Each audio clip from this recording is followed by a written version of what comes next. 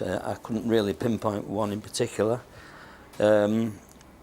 It's just happened, and over the last 6 months, I haven't had anybody contact me, you know, with a request for training and a change of certification to work over in the UK.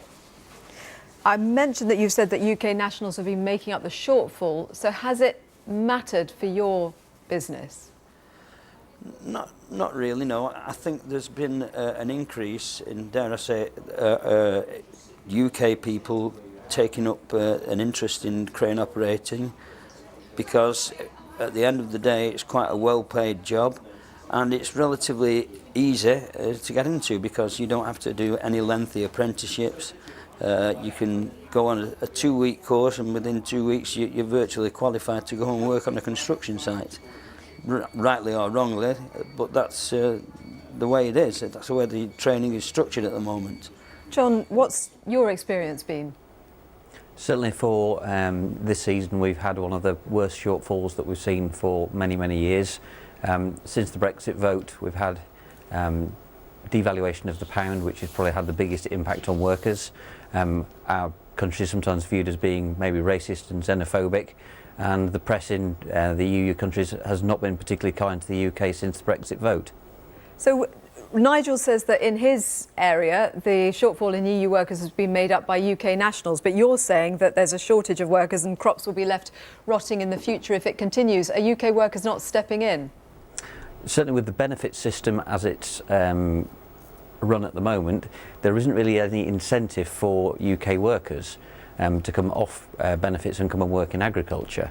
And quite often where we have large populations of EU workers is not where we have hotspots of UK unemployment. So if we look at, say, Bradford or Hull, it's very difficult to then commute those people down into Herefordshire or Kent.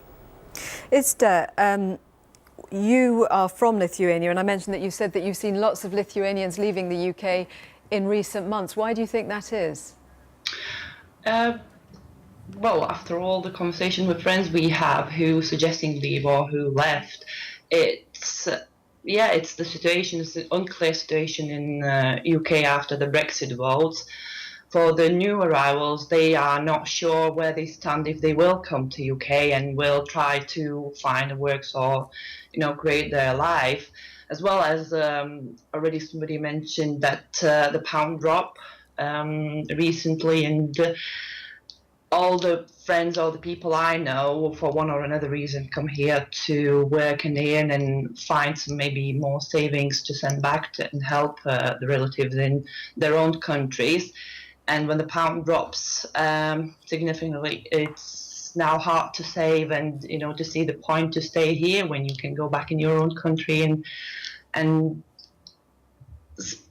Would you definitely stay? Would you think about returning? I don't think about returning to Lithuania at the moment, but it really depends, because this unclearness after the Brexit really bothers me as well. And I said I try not to think at the moment and just do my own, you know, daily routine, and we'll see what's happening, and then we'll make decisions as well as other people chooses, you know, like friends chooses the more attractive countries, the more welcoming countries like Scandinavia, like Norway, Sweden, Germany, where they can earn and be more welcome, maybe because taking that hard decision to leave their own country, you don't want to feel unwelcome and in the country you choose. So that's what probably drops UK at the moment with all the Brexit onto the bottom list. Just briefly, John, I spoke to a Tory MP earlier about the net migration figures and the fact that there has been a dramatic fall, down 81,000 to 246,000 over the course of the past year.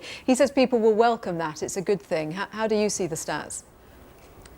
Well, certainly, if that's come from a Tory MP, then the Tories would promise net migration to tens of thousands for many years and never achieved it. And the Brexit voters certainly turned the tide, and that's why they're seeing a drop in net migration. But I'd probably like to ask that Tory MP who is going to pick our fruit and vegetables in the future.